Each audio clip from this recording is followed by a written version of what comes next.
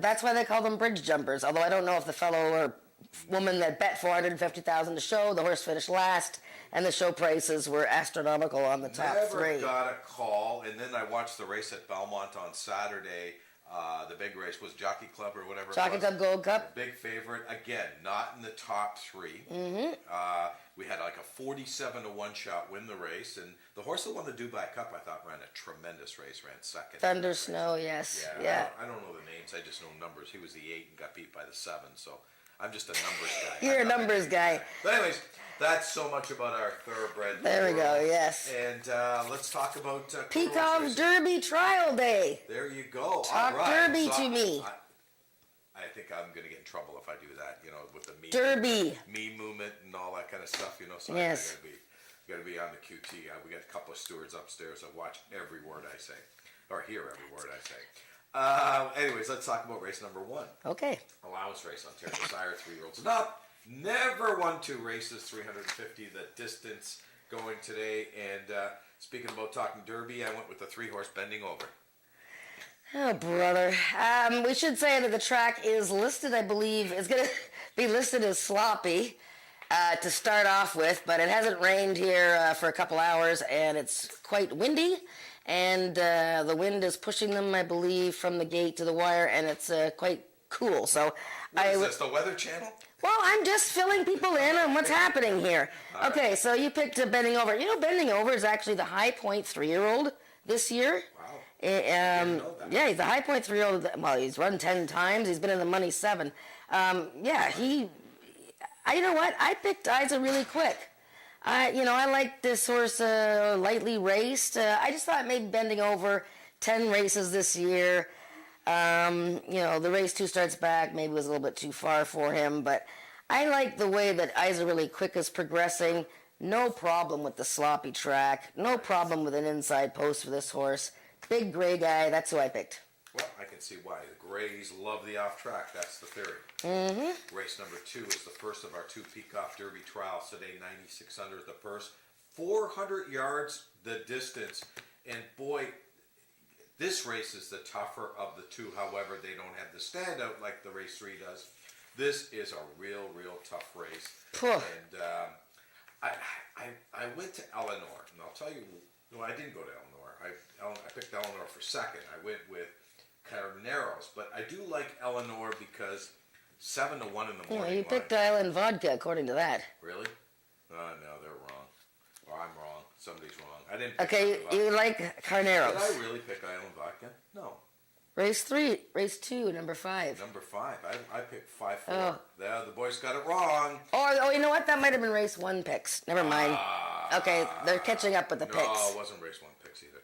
Yes, it was. No, it wasn't. They put the 3 up, and you picked. Yes. Okay. No, I was looking at the wrong ones. But they're going to put race 2 picks up right now, or they're going to show the replay that I'm going to show. But you picked Carneros, and why? I picked Carneros because this horse, I didn't like the trip last time. It was he broke in last time. He was mid-pack. He was off a short little layoff, and I like the fact that Brian Whitbell is on this horse for the first time.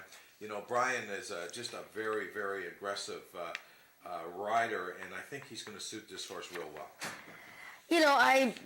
Look at the horse has been a really good horse this year. I would wonder about the distance with Carneros, sure. 400 yards. Sure. I'm going to show you Dragon Wagon's race, number 2 horse. I like the horses in posts 1 through 4 here. And I'm going to show you Dragon Wagon, who was going on a serious roll, beat AJ Chicken 15 until last time when he was started from post 3, the blue, number 3. So let's watch him. By the way, he was also very fractious in the gate before he got underway here. So we'll roll Dragon Wagon for Greg Watson. Stumbled and smashed, and that was the end of that. And this horse was really, really... Bleh.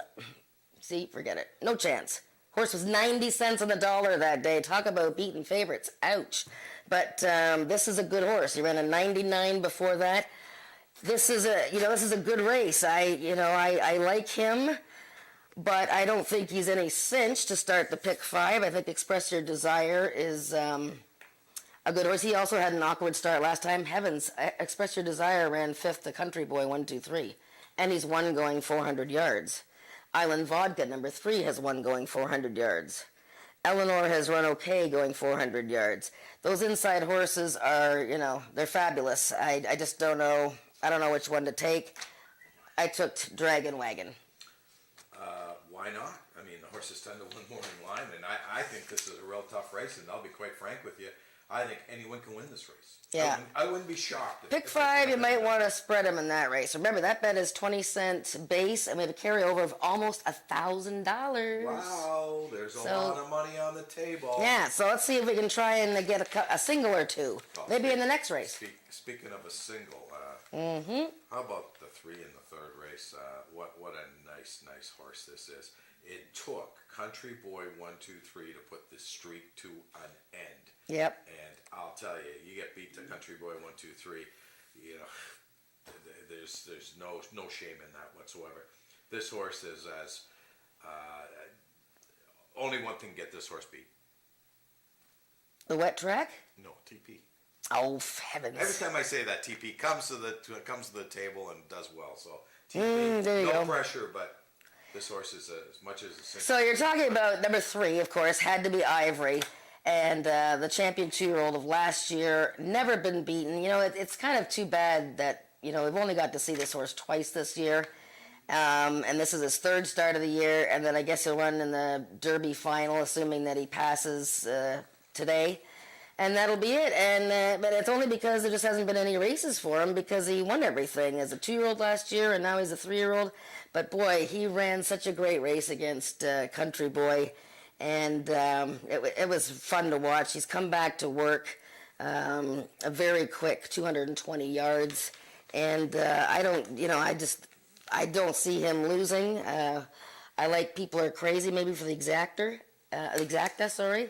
I see Doug likes Paint Me Southern. No, sorry, Zoomin' Blue he likes. Okay. Well, I loved him last time when they broke his maiden, but this is a little bit different company, I think. You think? Yeah, so anyways, I think... A horse that just broke its mane going into a trial against a horse who's a 6-for-7 lifetime and an incredible multiple stakes winner with numbers off the Well, page. I'm not saying anything. Doug has picked long shots before and been right, but... I mean, I could see if you like the 7 horse, A Political Toll with Serapio Figueroa, because this horse is a multiple winner. This horse is 2 for 2 in the slop and has one going 400 yards. So this horse has got a lot going for him, but Zoomin' Blue, Doug, good luck to you. Race number 4 coming up. Well, that's all I'm going to say about that.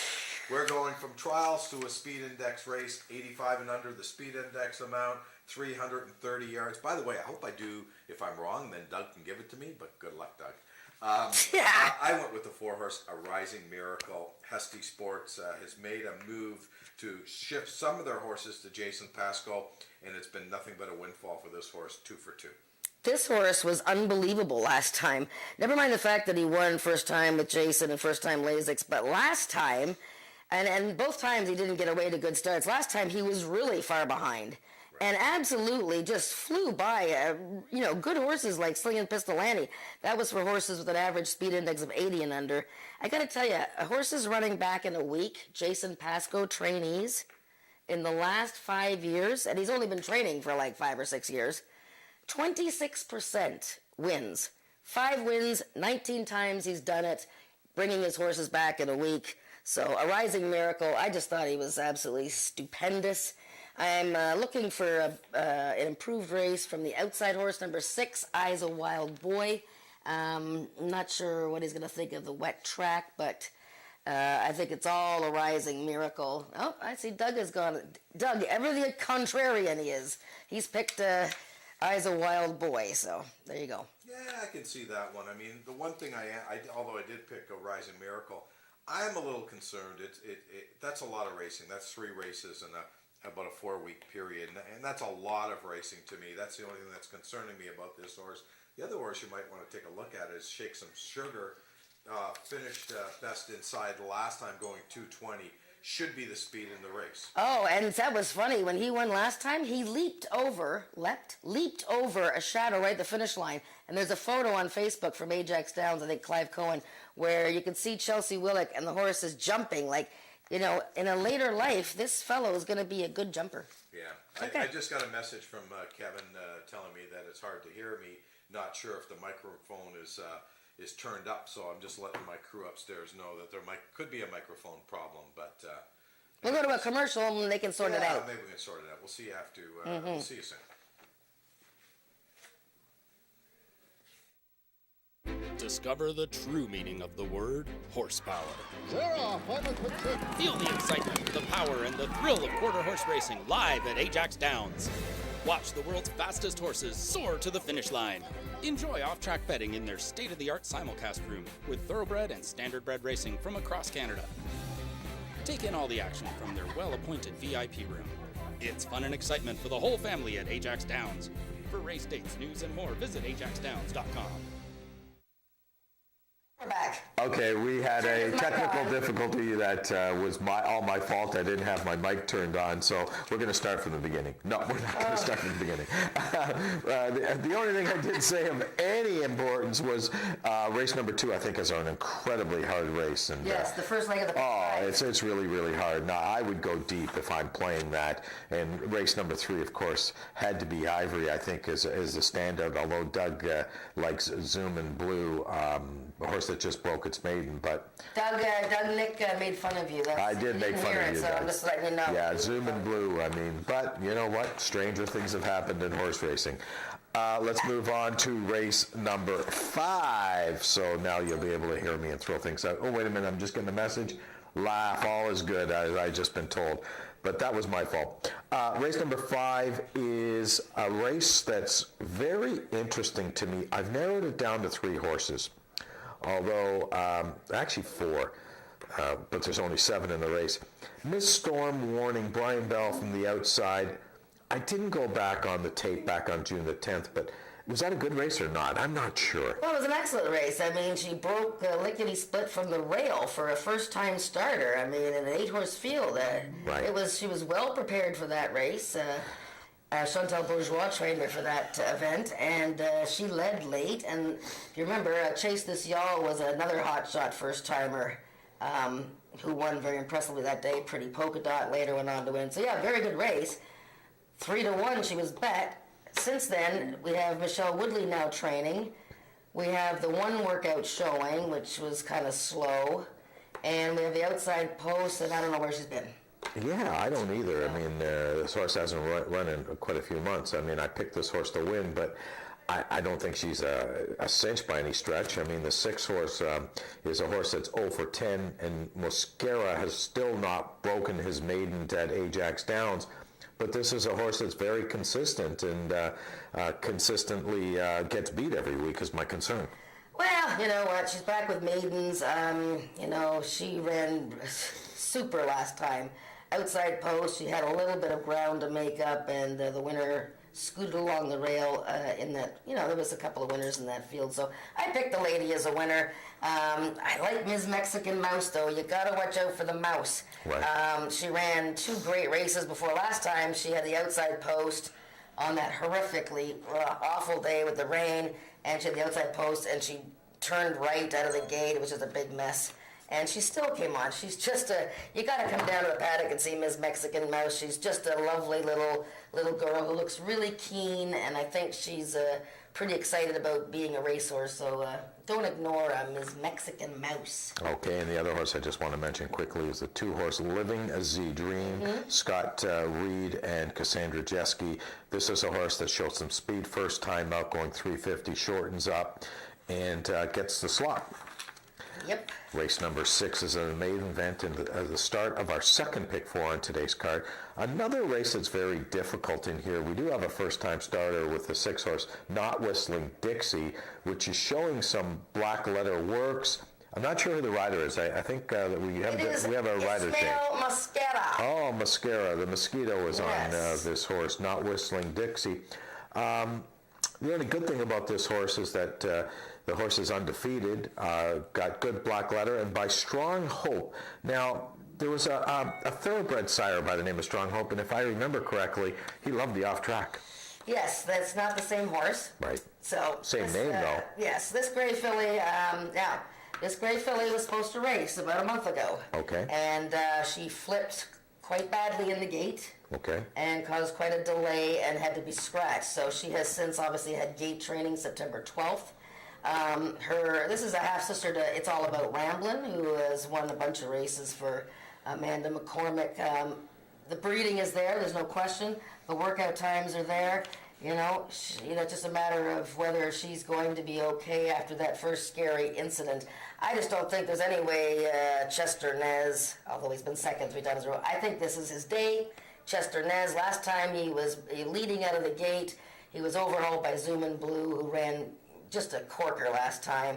Before that, the guy was second to People Are Crazy. He was in one of the Derby trials. Yes, he's had a lot of chances, but I think this is the race. I think he's found the spot. I'd give an extra little look to Sparkle Winning Shake, who I thought was a bit awkward in his last start, but is a big, delumping fellow who is coming around. And this Caviar and Corona, I don't know if anybody has noticed, so he hasn't run in more than a year, but he was bought by James Bogart to stand at stud here, and he's got mares in full, and I guess they figured, why not bring him back to the race and see if he can win his maiden. So he's had a couple of workouts, the times have been pretty good, but certainly, first time sloppy track, and first time Ajax, and first time a year and a half, I think we'll watch. Well, if you're a stud and it's October in this world, you're not busy. So you might as well be racing because there's nothing you're doing in October. You got to wait till February before you get back into business. So why not? Why not? Okay. Yeah. Pull them out of the field and let's see what happens. There you go. Race number 7, allowance race, is a feature race on today's card, the QROI Overnight Series. This is allowance event, 2-year-olds, $21,000 the purse, and I don't know if I like the horse, but I love his name, Usain Colt. Yeah, so these 2-year-olds are mostly all coming out of either a trial for the Alex Peikov Futurity or the Ontario Sires Futurity. I'm going to show you, first of all, the race that your horse came out of, Usain Colt. He was the one horse, Mildred Didrikson, was in this race. Your horse was in the 3-post, and this Cartel's Girl was in the 8-post. So let's take a look at this race because, Mildred Didrikson was one of the favorites, and it was her first race at Ajax Downs. Big numbers on this filly. But eeks, watch what happens here. The 2 comes in, the 1 goes out, and yahoo. Boom, almost fell off. Wow. Serapio, he almost stayed on. Now I want to show it again. First of all, I'll show it again to show those 2 on the inside that kill each other. Usain Colt, he's the 3 horse. He comes in, and the 1 horse comes out, and actually the 2 got it worse. But let's run it back again and watch this Cartel's Girl. It's going to be hard to see because she had a terrible start as well. Yeah, there we go. She breaks a bit slow, and then the horse takes her path in front of her. This is a very nice filly now, okay, this Cartel's Girl. She was very impressive when she won her debut, and she was very green. She came from way back and won going away. I don't know how she'll handle the sloppy track. I have no clue. But I think she deserves another chance here, this Cartel's Girl. I think the horse to beat is Summerhill Cartel. I think the Cartels are tougher here, okay? Summerhill Cartel, but this is the horse that Corey Spatero rode last time, and he won his maiden over Chick Stig My Money Bags, who came back and won one of the Peikov Futurity trials. Okay, so we've got quite a bit of great information there to let us Yes. know what we're going to do in today's race, because a lot of things went wrong last time for some of these horses. Race number 8 is speed index race. These are for 3-year-olds and up with an average speed index of 95 and under, 350 the distance in here. And one of my all-time favorite horses is in this race, the FDD Map. Although I didn't pick him, I still love this horse. Yeah, you know what? He's a 9-year-old who was raced 6 times last year, 4 in the money. He's run 4 times this year and twice against Country Boy 1-2-3, so that's kind of a bummer for him.